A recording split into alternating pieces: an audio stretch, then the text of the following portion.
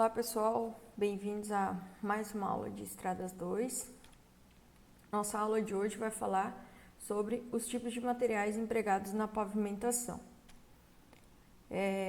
Para separar esse tópico, eu dividi em 5 subitens, né?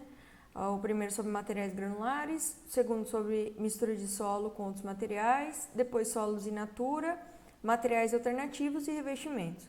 Na aula de hoje a gente vai ver só até materiais alternativos. Os revestimentos, como são muitos tipos, vai ficar para o próximo vídeo. Bom, então vamos lá. Com relação às camadas granulares, geralmente, né, elas são compostas por materiais britados, né, solos in naturas ou mistura de solos com materiais britados. E uma desses tipos de camada é a BGS. A BGS nada mais é do que uma brita graduada simples, né? Essa brita é uma mistura de material devidamente dosado, né, granulometricamente, então a granulometria dele é testada, contendo água e material de enchimento. Então, eu vou pegar essa BGS, né, vou ter esse material britado, vou traçar a curva de compactação dele, ou seja, vou misturar com a água, a quantidade de água adequada para lubrificar as partículas para que elas fiquem na minha densidade máxima dessa mistura e depois eu vou utilizá-la em campo. Essa mistura ela pode ser realizada tanto em campo quanto em usinas. E essa BGS, esse tipo de material, ele tem que ser compactado na umidade ótima em campo. Bom, depois de pronta, essa camada ela tem um comportamento flexível. Então, ela se comporta de uma maneira, né, um pavimento flexível, uma camada flexível. Quando eu misturo brita graduada, né, selecionada lá a granulometria dessa graduação, com cimento, eu tenho uma BGTC. O que é a BGTC? Né? A brita graduada tratada com cimento. E ela é dosada granulometricamente e vou adicionar água e o cimento. Essa mistura ela também ela é realizada em campo ou em usinas, geralmente em usinas, e ela deve ser compactada na umidade ótima, né? E a camada, né, que resulta de uma BGTC, ela tem um comportamento rígido pela presença do cimento. Então essa camada ela é rígida. Toda vez que eu vou projetar uma BGTC, ela vai ter um comportamento de uma camada rígida. E aí é importante a gente ressaltar que quando a gente dimensiona pavimentos com tráfego elevado, né, pelo Medina, que a gente vai ver mais à frente o que é o programa, né, o método e tudo mais, é recomendável a adoção de camadas cimentadas do tipo BGTC. Então, a BGTC, ela vai compor a base do pavimento quando eu tenho tráfegos muito elevados. E aí eu evito, né, o trincamento excessivo do meu revestimento flexível que vai estar ali em cima dela. Então, no método que eu utilizo o CBR, eu não verifico esse parâmetro, eu não tenho essa consideração. Então, muitas vezes a gente está dimensionando pelo Medina, e aí o que acontece?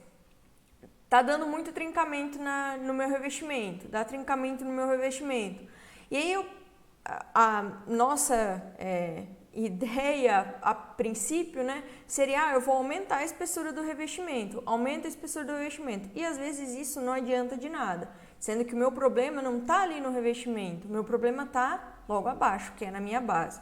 Então, muitas vezes, né, quando eu tenho um tráfego elevado, o dimensionamento pede, né, o dimensionamento mecânico empírico pede que eu coloque uma base embaixo desse revestimento como uma base cimentada, né, assim como a minha BGTC. E ainda nas minhas bases de brita, né, eu tenho a brita corrida. A brita corrida nada mais é do que uma britagem primária da minha rocha e a curva desse material, uma curva granulométrica contínua.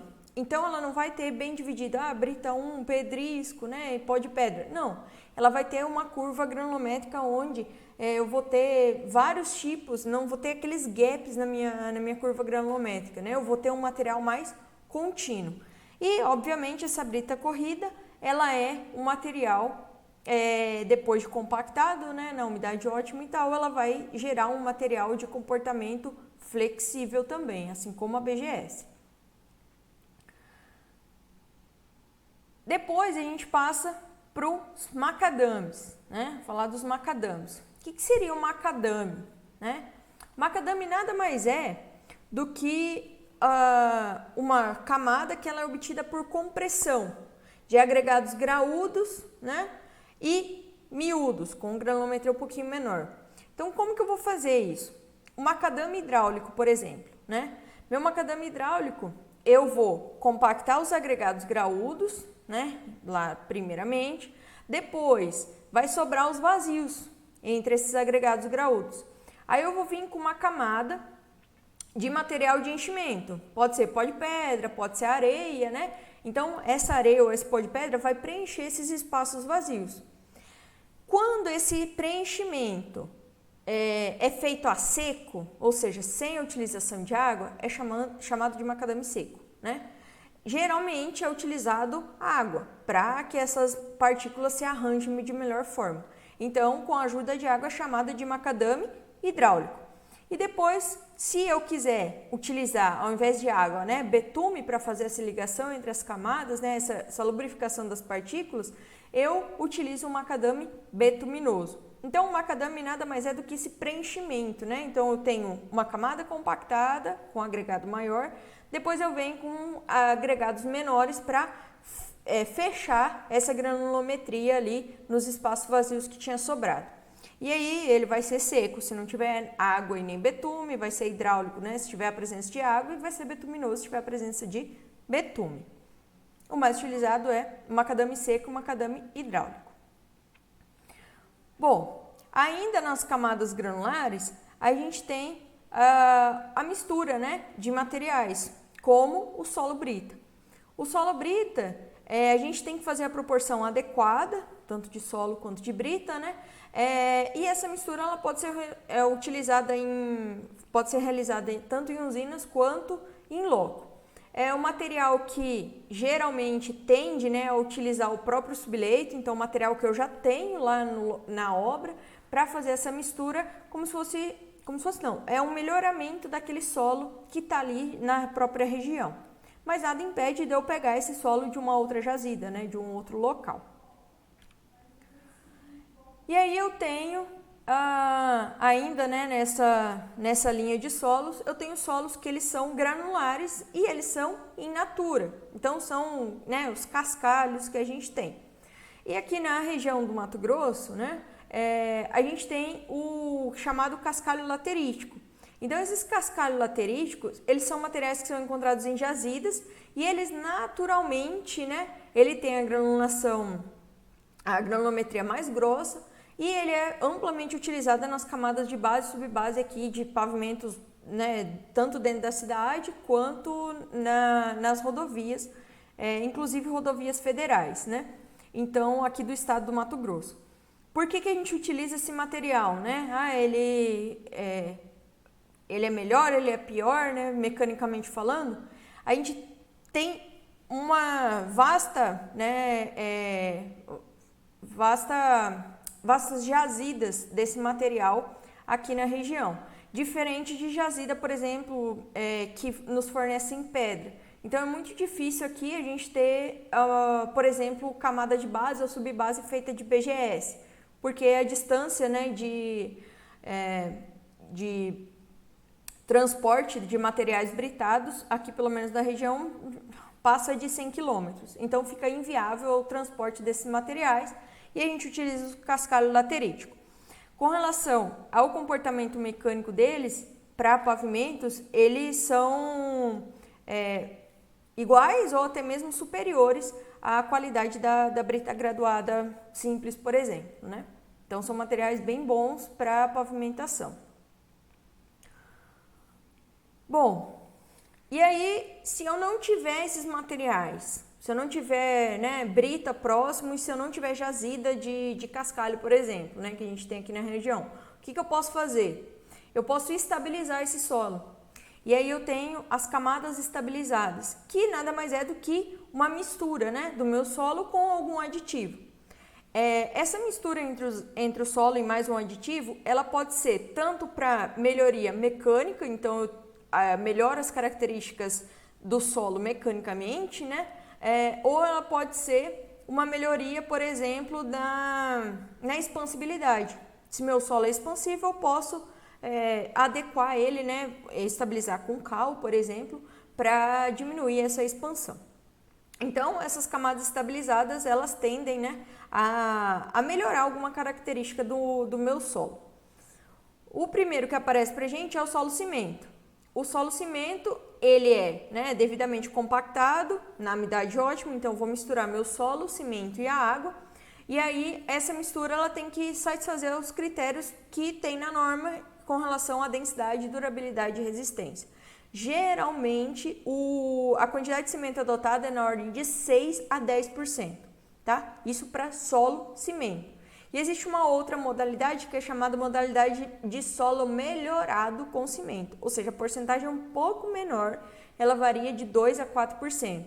E aí, essa camada não é considerada rígida.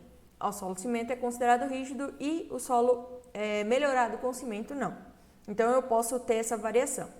Aqui tem uma imagem, né, de uma obra onde ele está distribuindo os sacos de cimento. E depois, obviamente, alguém vai lá e vai rasgar, vai fazer os montinhos aqui. Depois passa uma motoniveladora, né, escarificando, ou um trator de grades para misturar, né, homogeneizar esse material. Ele também pode ser feito em usinas. E aí o material já sai homogêneo de lá da usina e só espalha na pista. Bom, a próxima que aparece é a solocal. O solocal é uma mistura, né, devidamente compactada de solo, cal e água. E às vezes é adicionado cinza volante. Então essa cinza pode ser cinza de casca de arroz, né? Geralmente essa cinza é resíduo de algum processo industrial. Então, essas cinzas, elas têm propriedades pozolânicas que acabam ajudando, né, na resistência dessas camadas. E aí, o teor de cal adotado para essa mistura, né, é geralmente de 5 a 6%. Depende, né, do efeito de cimentação da camada, ela pode ser considerada flexível ou semi-rígida. Então, o solo cal depende de quanto que esse cal vai conseguir agir naquele meu solo, né? Quanto que esse cal e a cinza volante, por exemplo, consegue agir no solo para tornar ele efetivamente rígido, semi-rígido ou vai continuar sendo flexível. A cal é amplamente utilizada também para estabilização, como eu já falei, referente à expansibilidade dos solos. Outro tipo de estabilização, não muito utilizada, devido ao próprio custo, né, é o solo betume. Então, eu misturo o meu solo, geralmente o solo local, com betume, e aí eu faço a homogeneização e a compactação desse material. A vantagem de utilizar um solo betume, por exemplo, em regiões onde não está previsto asfaltar, é que ele diminui, né, a quantidade de poeira, porque ele acaba prendendo os finos do solo e, obviamente, né, diminui também a presença de lama quando está em época de chuva. Então, também é utilizado como revestimento primário, apesar de que o solo betume acaba não compensando financeiramente pelo valor, né, do próprio betume, né, do ligante que vai ser utilizado. Bom, e aí a gente entra no último tópico, né, que são os materiais alternativos. O disparado mais utilizado é o resíduo de construção e demolição. O R, construção e demolição. Então, esses resíduos, eles são da construção civil, né, enfim, de demolições, da própria construção. E aí esses materiais, eles podem ser britados e eles é feita a compactação na umidade ótima e eles servem como materiais de subbase, base, né, dependendo do tráfego. Então, são materiais de excelente qualidade e amplamente utilizados. Tem várias pesquisas sobre a utilização desses materiais. Um ponto importante com relação ao uso desse tipo, né, de elementos é que devem ser excluídos materiais como plásticos, né, por exemplo, conduíte, tem fio, tem que ser excluído esse tipo de material, tintas, solventes, então tem muito material que acaba contaminando o meu resíduo. Então é importante que tenha só resíduo mesmo de concreto, né, argamassa, telhas, cerâmicas, enfim. Então, é importante fazer a classificação do meu resíduo antes da utilização. E aí eu tenho também usado muito são as escórias. As escórias, elas são materiais que, por exemplo, né, cada tonelada de aço produzido gera aproximadamente 140 kg de escória de aciaria. Então, essa produção do aço, ela gera esse resíduo.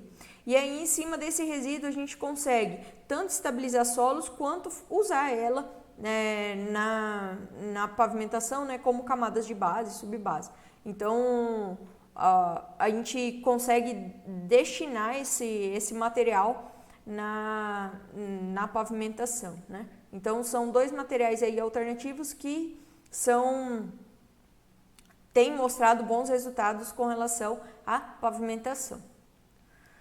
Bom, e com relação aos tipos de materiais, então a gente falou sobre os materiais de subbase, basicamente os materiais de subbase, base e pode até considerar materiais de reforço. No próximo vídeo, na próxima aula, a gente vai ver especificamente os materiais referentes aos meus revestimentos. Então, obrigada e até a próxima.